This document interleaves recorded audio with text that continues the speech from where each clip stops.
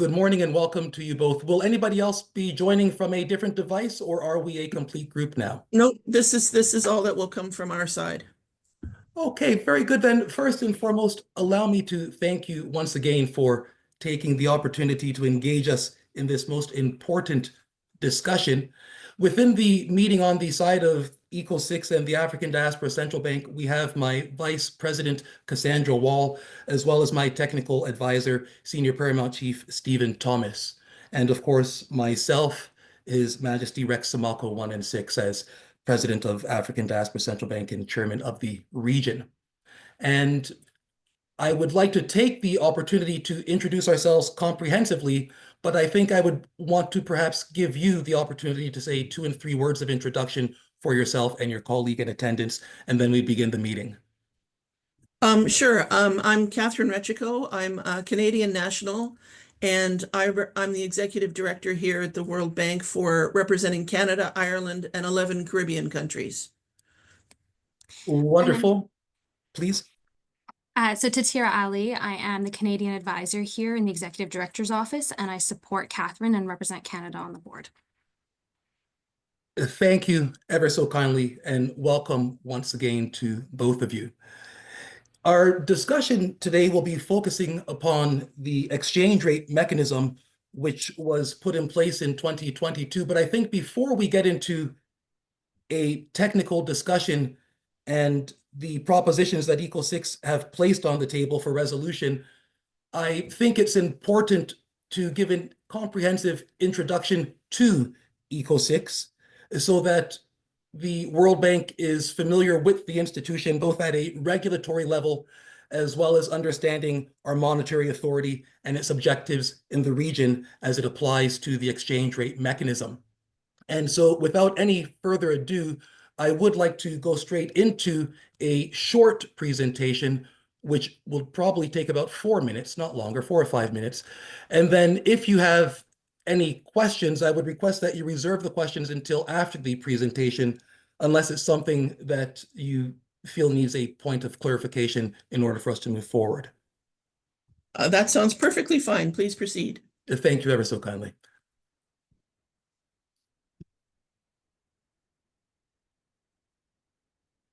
So it is my pleasure to introduce to you the 6th region, which is Africa's newest regional economic community. And of course, from the World Bank, I need not lecture you on the policies of Africa's regional economic communities. Notwithstanding, we do understand that we are making reference to the African Economic Community as established under the 1991 Abuja Treaty. We surmise the superordinate objectives of the regional economic communities within Article 6, and in particular Articles 2A, which simply states establishing of economic communities in regions where they do not exist, coordination and harmonization of activities among the existing and future economic communities. And then, of course, Article 2B, which stipulates strengthening of sectoral integration at the regional and continental levels in all areas of activity, particularly in the fields of trade, agriculture, money and finance, transport and communications, industry, and energy. As that applies to the continent, and we segue, of course, into the diaspora community, both within Canada, the United States, and throughout the Caribbean region, we bring ourselves in particular to the alteration within the Constitutive Act of the African Union, amendment made on July 11th of 2003 under Article 3Q, which invites and encourages the full participation of the African diaspora as an important part of our continent in the building of the African Union. And then subsequently, the decision on the representation of the African diaspora at the assemblies of the African Union as made in 2008, in which the Commission recognizes the diaspora as the 6th region of the continent. And of course, when we speak of regional economic communities, we speak properly by its definition as allocated within the Protocol on Relations, which states regional economic community means a regional grouping of African states organized into a legal entity by treaty with economic and social integration as its main objectives. And of course, regional economic communities of the Abuja Treaty are indeed legally separate from the African Union. Many people tend to make the mistake of discussing the African Union and the RECs as if they were the same bodies, but indeed they are separate legal entities which collaborate with each other through the legal instrument entitled the Protocol on Relations between the African Union and the regional economic communities. And the diaspora, in that spirit, comes forth not as a civil society organization, but as a treaty-based institution, as ratified through the treaty establishing the Economic Community of States, Nations, Territories, and Realms of the African Diaspora Sixth Region, colloquially known as ECO6, which was done in the Maroon Territories on the island of Jamaica in 2019. And of course, as a regional body, we understand that it makes no sense and it is not possible to achieve our regional objectives without a monetary authority that is able to deliver and execute both on our short-term, midterm, and long-term regional objectives with the continent. And so it is in that context that we've created the African Diaspora Central Bank. The African Diaspora Central Bank is the monetary authority of ECO6 and of the Sixth Region. It is the official issuer of the African Kingdom's LUMI, which is our regional indigenous currency with the regional code AKL. And of course, the institution itself falls under the regulatory frameworks of ISO 17442 in terms of legal identification, which is how we seek to identify and conform in international frameworks to identifying legal entities on the global stage in this modern epoch. ADCB is, of course, a signatory to the financial institutions of the African Economic Community, and it is a paid shareholder to the African Central Bank. In terms of regulatory and institutional background, our regional currency is committed to one of the most important dynamics that we see as driving not only the African global economy, Africa's participation within the global community going forward, but also redefining how we interact in trade, commerce, and finance between the continent and the international community. Each LUMI note is underwritten by 100 kilowatt hours of solar energy and convertible pari passu to other forms of renewable energy. Each LUMI note is also pegged to 4 grains of gold. So in contrast to the classic gold-silver hybrid, we go back to its function of money as a true unit of exchange, store of value, or medium of exchange, store of value, and unit of account. And of course, by having both gold and energy, which we utilize energy for our settlement objectives, it allows us to take a global approach to how we look at Africa's energy needs and how we look at our energy needs throughout the Sixth Region and trade with the global community.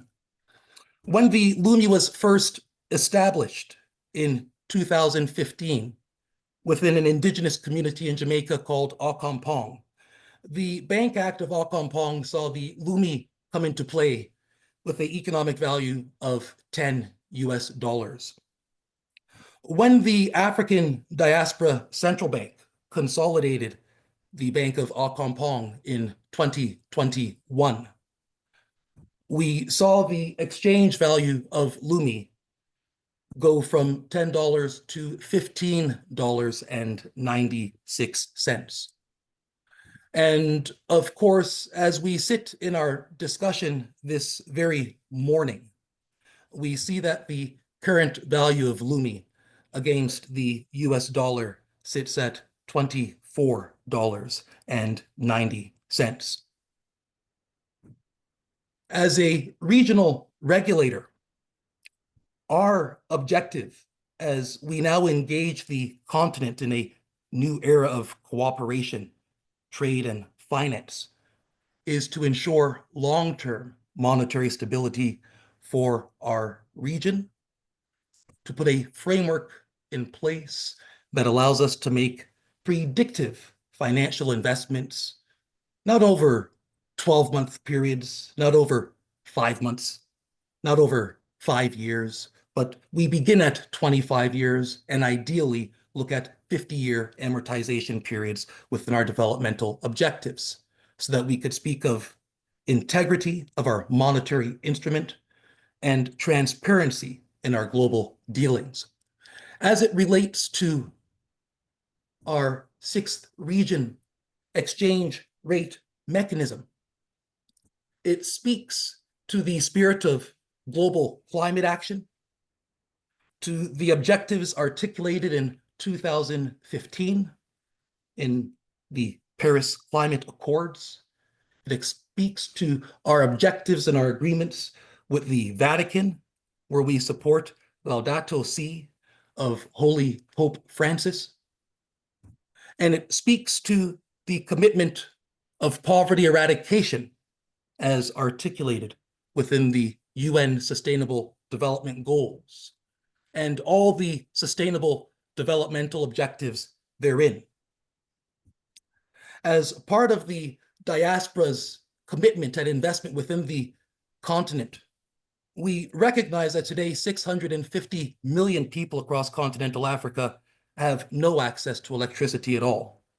And so our first commitment has been a commitment to funding some 1,000 gigawatts of power to the regions of Africa by 2050 and 2,500 gigawatts by the year 2075, recognizing the opportunities for driving trade between the continent and mainland Europe are unparalleled, given the knowledge-based technologies that we currently have available to us today. We have a lens of 200 megawatts per region. And within the first 1,000 gigawatts, of course, we talk about a productive capacity of some 4,000 terawatts per year. Looking at our 25-year amortization framework, we see a regional valuation and investment within the continent that is at 1 trillion African kingdoms LUMI, a parity value of some 15 trillion US dollars, looking at our primary market underwriting value over the next 25 years. Within our investment frameworks, we have already engaged the continent and secured at the regional level our ability to take advantage of the continent's dynamic geothermal energy capacities, recognizing that Africa has 100 volcanoes capable of producing dynamic geothermal solutions. We also recognize our unlimited capacity in hydroelectricity, solar energy, wind energy, and all other solutions going forward of renewable dynamics. In putting forth our exchange rate mechanism in 2022, we had effectively recognized that the continent is immature in its trade dynamics. And the World Bank is well aware of the fact that the continent is immature in its trade dynamics. And we also recognize that the regional economic communities on the continent are underdeveloped in their capacity, both legally, financially, and in terms of their advisory skills.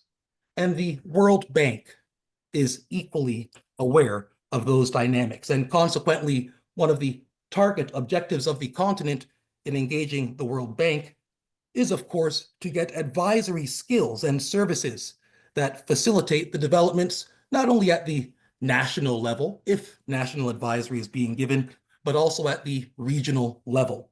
And insofar as we are utilizing the regions as the developmental blocks going forth, we ultimately look at the regional economic communities, which we call the sub-regions within each of the regions of North, South, East, West, Central Africa, the lack of integration that currently exists amongst those regional economic communities, not only in terms of the movement of financial instruments, but also in the movement of trade, and the need to harmonize all dynamics, not only at the continental level, but with the world outside.